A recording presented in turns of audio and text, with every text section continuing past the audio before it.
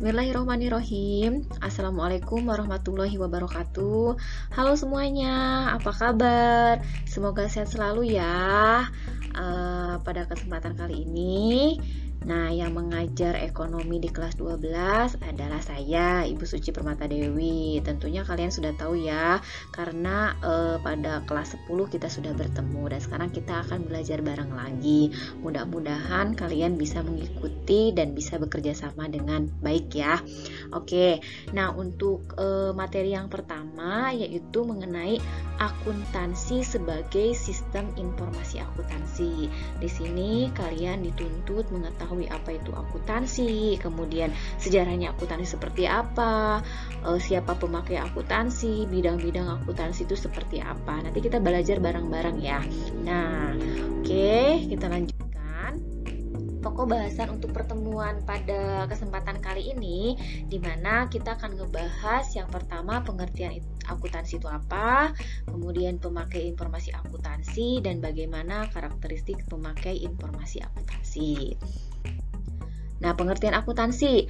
Menurut American Accounting Association, bahwa akuntansi adalah proses pengidentifikasian, kemudian pengukuran, pelaporan informasi ekonomi untuk memungkinkan adanya penilaian dan pengambilan keputusan yang jelas serta tegas bagi pihak yang menggunakan informasi atau bagi pihak yang membutuhkan informasi. Siapa aja pemakai informasi akuntansi ini? Akuntansi ini digunakan sesuai dengan kebutuhannya. Ada dua kelompok. Ada yang tahu siapa itu pemakai informasi akuntansi? Yaitu ada pihak eksternal dan pihak internal. Kalau pihak internal ini adalah pihak manajemen di dalam perusahaan, sementara kalau pihak eksternal itu adalah pihak di luar dari manajemen perusahaan tersebut. Kita lihat ya. Pihak internal ini contohnya nih, dalam manajemen perusahaan itu ada pimpinan perusahaan, ada kepala bagian akuntansi, ada kepala bagian keuangan, ada kepala bagian lainnya, atau misalkan ada bagian-bagian lainnya. Di sini ada yang tahu nggak perbedaan kepala bagian akuntansi dengan kepala bagian keuangan? Coba apa? Kalau bagian kepala akuntansi itu, bagian akuntansinya nih biasanya bagian yang mengumpulkan nota-nota atau bukti transaksi, kemudian dikelompokkan, kemudian diidentifikasi, ditulis, kemudian juga dianalisis yang sampainya pada pembuatan laporan keuangan atau hasilnya berupa laporan keuangan. Sementara kalau bagian keuangan ini biasanya bagian yang mengatur pengelolaan dana perusahaan. Berapa dana yang harus dikeluarkan atau berapa dana yang harus disimpan itu bagian keuangan ya. Biasanya kalau misalkan perusahaan besar itu ada bagian akuntansi dan ada bagian keuangan. Tapi kalau misalkan perusahaannya kecil hanya cukup bagian akuntansi saja atau bagian keuangan saja. Kita lihat di sini ada pihak eksternal. Pihak eksternal ini terdiri dari pemilik perusahaan. Atau biasanya kita sebut sebagai investor. Siapa investor ini? Orang atau perorang, individu atau badan yang menyediakan modal bagi perusahaan. Jadi mereka yang menyediakan modal bagi perusahaan agar perusahaannya bisa berjalan dengan lancar. Kemudian ada kreditor. Kreditor ini orang atau lembaga ya yang mempunyai tagihan kepada perusahaan karena meminjamkan dana atau memasok barang dan jasa kepada perusahaan. Dengan kata lain adalah orang yang memberikan pinjaman dana kepada perusahaan. Selanjutnya pihak eksternal itu ada pelanggan atau customer.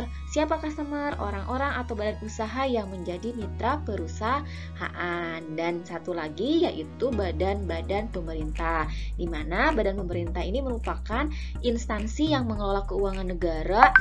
Tugasnya mengawasi kinerja perusahaan terutama yang berhubungan dengan pajak. Kita lanjut ya. Ada karakteristik pemakai informasi akuntansi. Yang pertama itu adalah pimpinan perusahaan. Peranan informasi akuntansi sangat menentukan bagi kemajuan perusahaan dalam mencapai laba perusahaan. Informasi akuntansi dapat memberikan berbagai informasi yang diperlukan untuk kemajuan perusahaan. Jadi seorang pemimpin perusahaan itu harus mengetahui bagaimana laporan keuangan, informasi keuangan perusahaan. Karena kalau dia tidak mengetahui, misalkan tiba-tiba perusahaannya kolab, bangkrut. Tapi kalau dia mengetahui laporan keuangannya, dia bisa mengambil kebijakan. Apakah misalkan strategi untuk menaikkan labanya itu dengan strategi promosi atau strategi lain. Seperti sekarang pada saat pandemi seperti ini, COVID-19, banyak perusahaan-perusahaan yang tutup di WFH ya, tidak bisa berjalan dengan lancar. Artinya ada kegiatan-kegiatan operasional yang mereka mungkin tidak bisa dilaksanakan. Nah, sehingga pimpinan perusahaan harus berpikir nih, kebijakan apa aja yang harus dilaksanakan agar perusahaannya tetap berjalan walaupun tidak full. Misalkan dalam 1 tahun itu tidak full di kantornya WFO ya. Nah, bagaimana perusahaannya? Atau misalkan karena perusahaannya itu tidak berjalan dengan baik, sering ditutup, maka pemasukannya berkurang, artinya labanya juga nanti berkurang. Kebijakan perusahaannya paling pahit, mereka akan mem-PHK karyawan. Nah, di situ pimpinan perusahaan mengambil kebijakan berdasarkan laporan keuangan. Selanjutnya, pemilik perusahaan atau investor, di mana pemilik secara langsung menikmati hasil yang dicapai perusahaan. Jika perusahaannya gagal mencetak laba, maka pemilik perusahaan merupakan pihak yang menanggung banyak kerugian. Misalkan nih, kita sebagai investor, kita mau menanamkan modal di perusahaan A. Tidak mungkin kan kita tetap langsung misalkan menanamkan perusahaan di perusahaan A tanpa mengetahui keadaan perusahaan tersebut. Kalau perusahaan tersebut laporan keuangannya positif, misalkan neracanya naik, labanya naik terus, maka kita akan menanamkan modal di situ. Tapi kalau misalkan labanya turun, pasti kita akan berpikir 2 kali apakah kita akan menanamkan modal di situ atau tidak. Karena yang namanya investor tidak mau rugi kan, pasti pengen untung.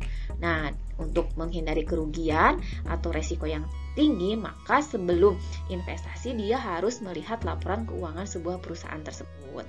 Selanjutnya adalah kreditor.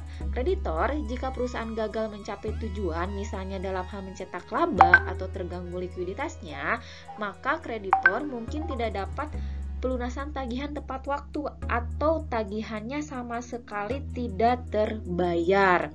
Nah, ketika kreditor atau bank misalkan mau meminjamkan dana kepada perusahaannya ternyata dalam kurun 5 waktu mengalami kerugian terus-menerus, apakah kreditor akan memberikan pinjaman? Tentu tidak, karena mereka berpikir, wah ini kalau mau memberikan pinjaman terbayar atau tidak ya. Nah, tapi kalau misalkan sebuah bank melihat laporan keuangannya, ternyata dari tahun ke tahun ini labanya naik-naik, walaupun misalkan tidak terlalu jauh nih labanya, nah naiknya sedikit-sedikit, nah dia akan memberikan pinjaman karena perusahaannya tumbuh dengan positif, seperti itu.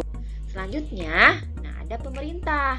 Kalau pemerintah ini adalah institusi yang bertugas menjalankan pemerintahan dan mensejahterakan masyarakat, perlu mendapatkan dana. Sumber dana tersebut dari mana? Salah satunya dari pajak. Kalian masih ingat nggak pelajaran kelas 11 di situ bahwa salah satu sumber pendapatan pemerintah dari pajak? Tentu sudah ya. Nah, udah nggak asing lagi kan? Nah, agar pajak dibayar dengan benar oleh perusahaan, sehingga pemerintah memerlukan informasi akuntansi dari perusahaan. Seperti itu ya. Nah, nanti kalau misalkan pemerintahnya akan tidak tahu nih laporan keuangannya, mereka bingung berapa pajak yang akan diambil. Tapi dengan tahu laporan keuangan, pajaknya bisa diketahui berapa yang akan dipungut dari perusahaan. Seperti itu. Terima kasih ya teman-teman semuanya. Semoga dapat dipahami. Apabila ada yang salah atau ada kekeliruan, mohon dimaafkan. Kalian boleh mencari sumber lain, informasi lain dari berbagai buku atau dari internet, tentunya sesuai dengan tema kali ini, yaitu sistem informasi akuntansi. Untuk tugas selanjutnya, nah silahkan kalian di sini mencari sejarah akuntansi dan perkembangan akuntansi Indonesia. Kemudian kalian juga cari bidang-bidang akuntansi itu apa aja. Nah, untuk daftar hadir, kalian silahkan untuk kelas 12 IPA dan IPS. Lihat di sini ya, bit.ly/absensi ekonomi kelas 12 2021. Jadi untuk kehadiran kalian untuk pertemuan ini, kalian mengisi link tersebut. Kalau misalkan kalian tidak mengisi link tersebut, artinya kalian tidak dianggap hadir. Oke, terima kasih semuanya ya, kelas 12 IPA dan IPS. Semoga kita bisa melanjutkan ke pertemuan selanjutnya. Bye-bye semuanya. Wassalamualaikum warahmatullahi wabarakatuh.